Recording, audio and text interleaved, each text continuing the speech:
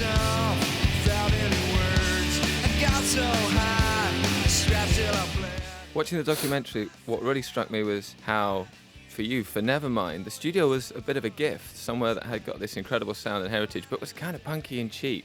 Yeah. And it kind of gifted you the ability to make the record sound like that. But then you kind of helped save the studio by it being a success. And now you're kind of back, kind of helping bring it to people's attention again with what you're doing with this documentary. It's a kind of love affair. It's really sweet. Well, I think that what that studio represents or represented is important, Like, Nirvana made sense at Sound City because we were kind of alike.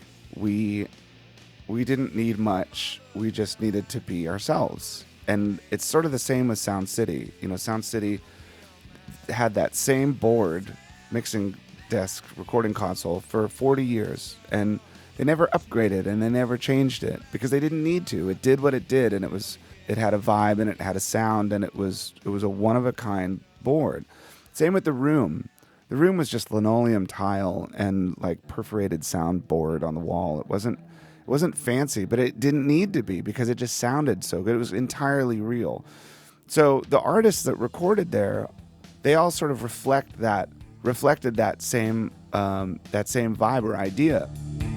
Come as you are, as you were, as I want you to be. So when Nirvana went there to record, we just went there because it was cheap. We didn't know anything about it. We'd never been. Exactly. And we walked in and, we thought it was a dump when we saw it. It was sort of funny that we were coming to Los Angeles to make our big major label record, and we get there, we're like, oh my God. But it sounded so good. And I mean, we weren't used to state-of-the-art, wonderful new studios anyway.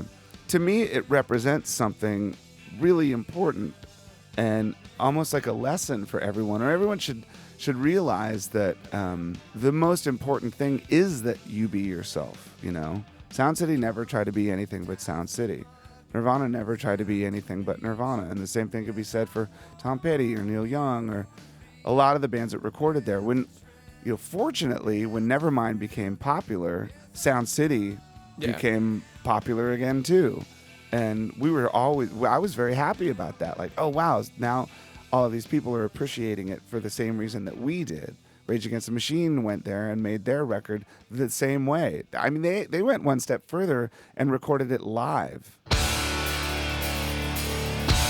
The whole of that record live? It's crazy. So No they spent way. the first 5 or 6 days trying to get a song or get a sound, and then they just invited all their friends in and put up monitors and recorded live.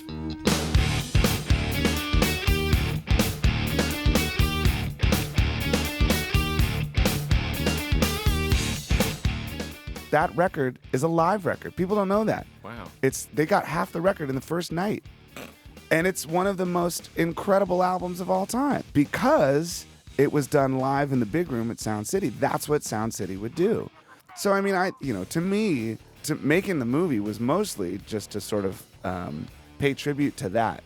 Not just the board and the room and the building, but what it represents, because that is really important to me, that bands understand and appreciate that's how magic happens.